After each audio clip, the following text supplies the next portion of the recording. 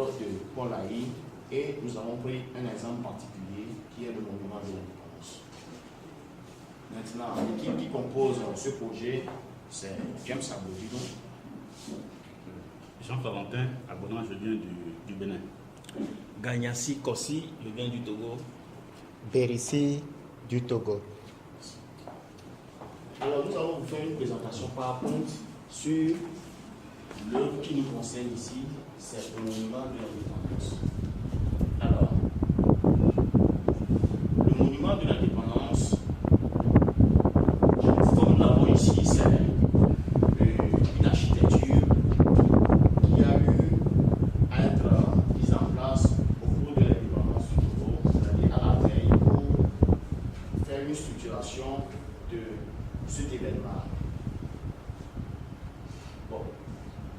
Avant d'y aller, nous allons parler de Paul Haï. Paul Haï, il est né le 15 janvier 1930 de parents togolais à Abou. Il a été éduqué par une préscience de la cour d'Abou. Et il s'est installé finalement à Lomé.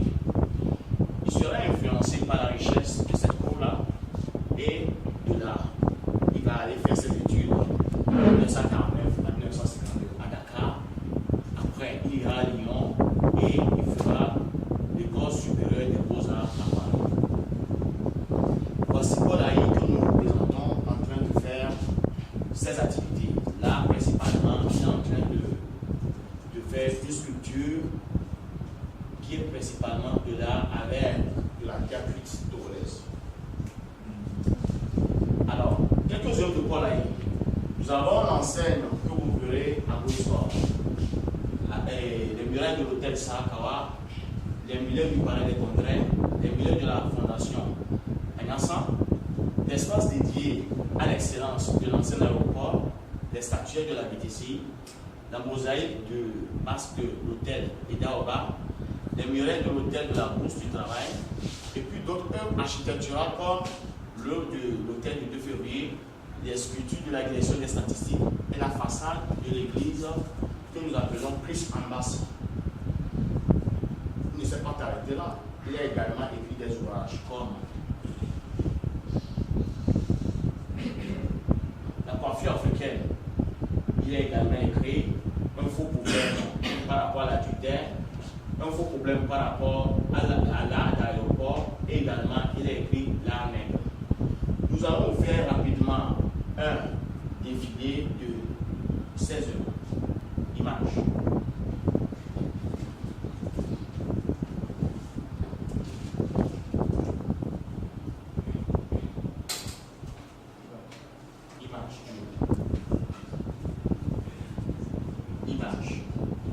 Maintenant, nous allons revenir rapidement sur l'œuvre qui nous intéresse de Paul Haï, c'est-à-dire le monument de l'indépendance.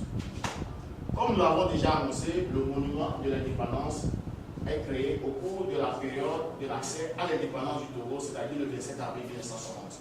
Par qui? Georges Poussin et son frère jumeau, aidé par les, disons, en ce temps-là, des semi-architectes Paul Haï et puis Djato, qui est d'origine de Bassa. Comment ils ont fait pour réaliser cette architecture-là? Ils ont placé une femme, ils ont décalqué, et cette femme qui s'était assise sur un tabouret traditionnel originaire du pays Bassa, d'où venait Djato en cette époque-là. Maintenant, nous pouvons également dire qu'il y a un homme qui brise une chaîne. C'est ça que vous êtes en train de voir sur cette partie-là. Et cette chaîne brisée représente l'indépendance du pays. Nous n'allons pas trop faire des détails, mais c'est en quelque sorte ce qui s'était passé, puisque nous ne pouvons pas aller trop dans les détails. Alors, le symbolisme et le nationalisme dans l'art de Paul Haï, cadre du monument de l'indépendance. Alors, où est-ce que le monument de l'indépendance se trouve? Il est placé au centre du quartier administratif. Que symbolise l'œuvre? La libération du peuple.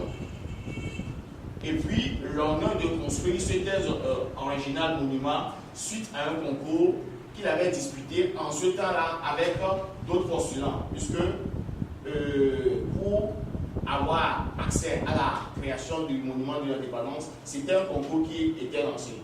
Et cette équipe-là a eu droit à le faire. Suivant.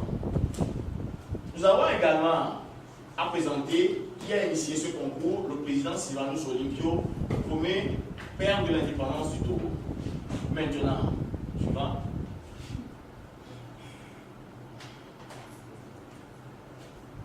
Avec quoi on a fait le monument de l'indépendance? Le monument est fait avec des ailes en béton. Et les concepteurs avaient prévu de mettre des dalles en verre pour donner à ces masses de béton le jour comme la nuit. Une certaine joliesse, beauté, alors que devant cette masse de béton, il y a une structure en ronde. Mais malheureusement, le travail n'était pas achevé jusqu'à maintenant. Maintenant, un petit aperçu sur ce monument-là. Le monument en temps était laissé à ses propres besoins. C'est-à-dire tout le monde allait là-bas pour faire ce qu'il pourrait faire. En 2010, il y a eu une restructuration qui a coûté pratiquement 4 milliards au gouvernement togolais. C'est ça qui fait maintenant que si vous allez là-bas, il y a tout un rouage sécuritaire autour de ce monument. Ça fait que vous pouvez puis entrer comme vous voulez, alors qu'avant, vous pouvez aller, ressortir, aller comme vous voulez.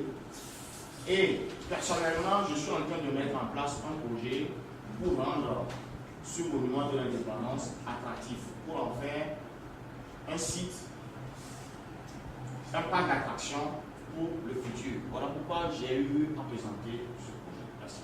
Merci.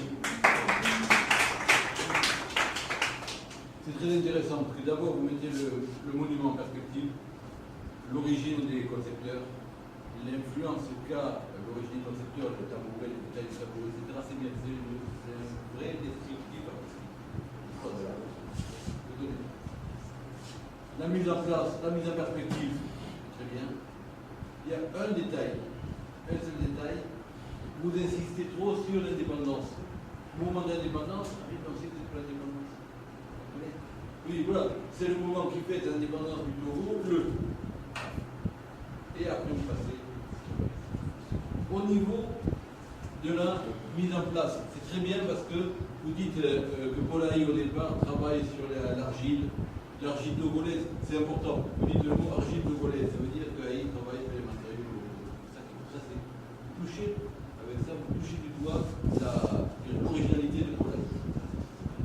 Après, au niveau de l'explication, l'homme derrière qui brise ses chaînes, la femme devant sur le tabouret, vous avez une très belle perspective, vous avez très bien compris comment on décrit de l'œuvre de Polaï. C'est intéressant, c'est beaucoup. Vraiment, c'est quelque chose qui est. Bravo à l'équipe, c'est très très bien.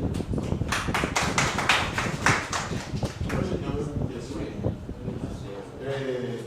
Avant la restauration du monument en 2010, vous en avez parlé. D'accord. Est-ce que c'est pas le fait de l'homme que le monument a subi des frictions, a été endommagé? Bon, est-ce que c'est le temps ou c'est l'homme qui a fait? Je peux vous dire que le monument devait être vitré, puisque voilà, il y avait une façade, il faut que ça soit bien vitré. Mais après l'indépendance, 2 ans après, le président Sylvanus Olympio, comme vous le savez, il a eu un coup d'État en tête. Donc, disons que l'ouvrage est laissé comme ça. Personne ne s'est plus occupé de cet ouvrage-là. Alors que Paul Haï luttait toujours pour que l'œuvre soit finalisée. Mais personne ne l'avait entendu. Donc, c'est resté là-bas.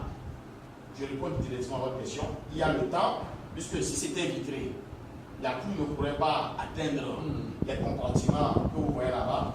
Et puis, tout le monde allait, moi-même, je peux vous le dire, quand on devait étudier pour aller aux différents examens, on venait s'asseoir ici. Ici. Entre les jambes de la dame. Parce qu'il y avait le soleil qui tapait. Donc là-bas, c'est de l'ombre. Et puis, il y a des gens qui venaient jeter n'importe quoi là-bas. Ça fait que l'usure du temps, l'effet de l'homme commence par détériorer certaines parties du monument. Après la restauration, après la restructuration, et avec l'aspect sécuritaire qui entoure maintenant le monument, vous verrez que vous n'y allez que soit vous avez une autorisation, ou bien le jour de l'indépendance, c'est-à-dire le 27 avril, l'accès est libre au public. Et à partir du 28, fermé. Donc, lorsque vous avez le projet, vous le présentez, vous gardez la même chose. Vous dites simplement, le monument est inachevé parce que le projet initial prévoyait